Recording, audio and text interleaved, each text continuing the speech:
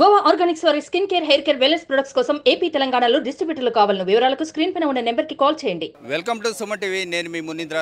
నెల్లూరు జిల్లాలో రేపు జరగబోయే పోలింగ్ సంబంధించి ఎన్నికల సిబ్బందికి కావాల్సినటువంటి సామగ్రి ఈరోజు ప్రియదర్శిని కాలేజ్ వేదికగా జరుగుతూ ఉంది.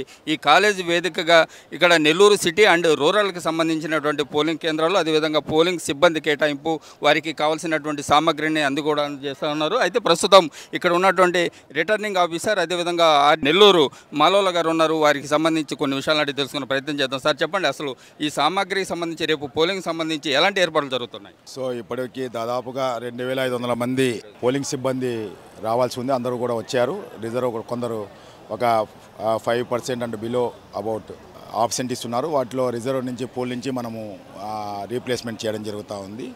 ఇది కాకుండా వచ్చిన వెంటనే ట్రాన్స్పోర్టేషన్ ద్వారా వీళ్ళని ఇక్కడికి రావడం జరిగింది. వాళ్ళకు బ్రేక్ఫాస్ట్, అదేవిధంగా snacks 11 o'clock tea and snacks, అదేవిధంగా 1 o'clock మనము ఫుడ్, ఇవన్నీ కూడా అరేంజ్మెంట్ చేయడం జరిగింది. అయితే ఒక్కొక్క పోలింగ్ స్టేషన్ సంబంధించి అక్కడ సిబ్బంది ఎంతమంది ఉంటారు సార్?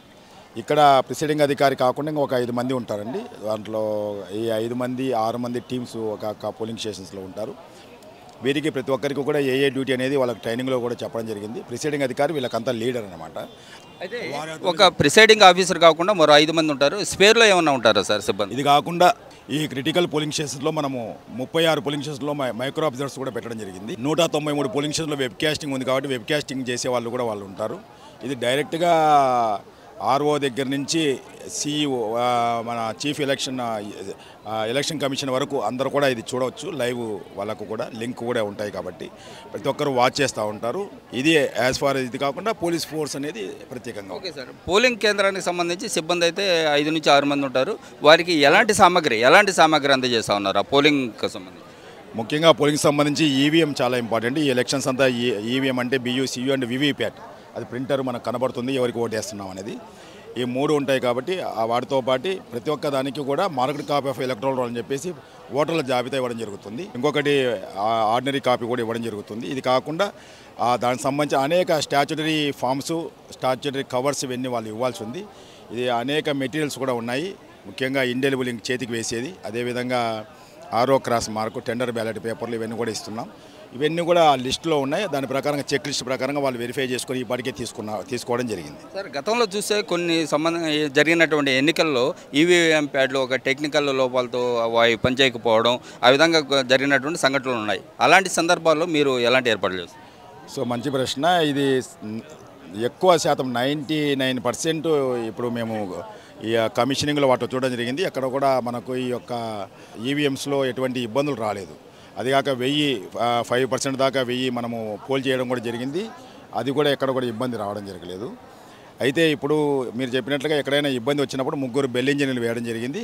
ఒకరు వెస్టర్న్ మోస్ట్ ఉన్నటువంటి విలేజెస్, అన్ని డిస్టెన్స్ విలేజెస్ కాబట్టి పాత వెల్లంటి, చిన్న వెల్లంటి, గొల్లకందుకు ఇట్లాంటి ఏరియాలకంతా ఒకరిని పెట్టడం జరిగింది. ఇటుపక్క పెనుబర్తి, మాద్రాస్, గూడూరు ఇటుపక్క అంతా కొంతని పెట్టడం జరిగింది.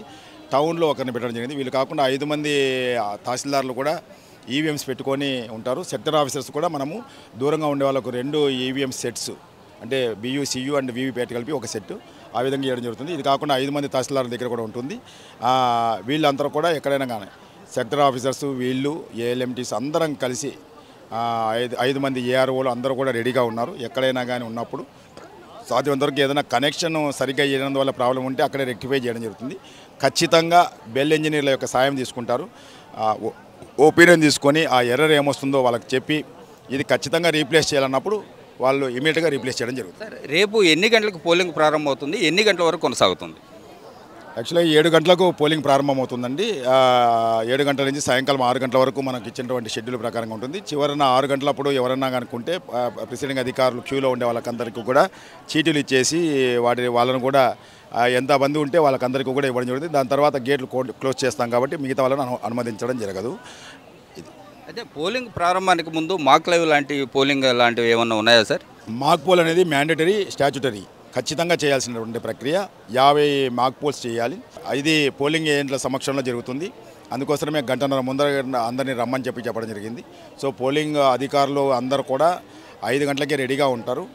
4:30, 5 ప్రాంతంలో అంతా కూడా రెడీగా ఉండేసి పోలింగ్ ఏజెంట్ల కోసం కూడా మేము క్యాండిడేట్స్ కూడా అందరికీ చెప్పడం జరిగింది. పోలింగ్ ఏజెంట్స్ను 80% 5 గంటలకు రమ్మని చెప్పి వాళ్ళు రాలేకపోయినప్పటికీ కూడా 5:30కు రాలేకపోతే ఒక 15 నిమిషాలు వెయిట్ చేసేసి దాన్ని రికార్డ్ చేసేసి ఒకవేళ వీడియోగ్రఫీ ఉంటే వీడియోగ్రఫీ రికార్డింగ్ ద్వారా ఎవరు రాకున్నప్పటికీ కూడా మాకు పోలింగ్ స్టార్ట్ చేయడం జరుగుతుంది. సరే, ఓటింగ్ పర్సంటేజ్ సంబంధించి మీరు ఓటర్లకి ఏం పిలుపునిస్తున్నారు? సో ఈపాటికే స్వీప్ ద్వారా జిల్లా ఎన్నికల అధికారి ఆధ్వర్యంలో అనేక రకాలుగా అనేక ప్రచార కార్యక్రమాలు ఏర్పాటు జరిగింది. గ్రామంలో కూడా ప్రతి ఒక్క వార్డులలో పోలింగ్ స్టేషన్ ఏరియాలో కూడా మనము అవేర్నెస్ క్యాంపును ఇది ఏర్పాటు చేయడం జరిగింది. ఇప్పుడు కూడా మొబైల్ వ్యాన్ అనేది తిరుగుతూ ఉంది. గౌరవ కలెక్టర్ గారి సందేశాన్ని కూడా వాళ్ళు బాగా వినిపిస్తున్నారు. నేను కూడా మీ ద్వారా కోరేది ఏంటంటే ఎందరో వీరుల త్యాగఫలం వల్ల మనకు వచ్చినటువంటి స్వాతంత్ర్యము. ఎందుకు స్వాతంత్రం అంటే మన యొక్క దేశాన్ని మనమే పరిపాలించాలనేది అది.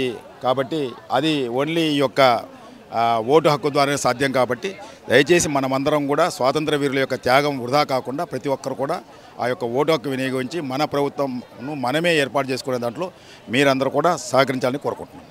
రేపు జరగాల్సినటువంటి పోలింగ్కి సంబంధించి సిబ్బంది అదేవిధంగా సామగ్రి అన్నింటిని కూడా ఇప్పుడు అందజేస్తున్నాం. వీరందరూ ఈరోజు సాయంత్రానికి పోలింగ్ కేంద్రాలకు చేరుకుంటారు. అదేవిధంగా రేపు ఉదయం నుంచి ప్రారంభమయ్యేటువంటి పోలింగ్ రేపు సాయంత్రం 6 గంటల వరకు కొనసాగుతుంది.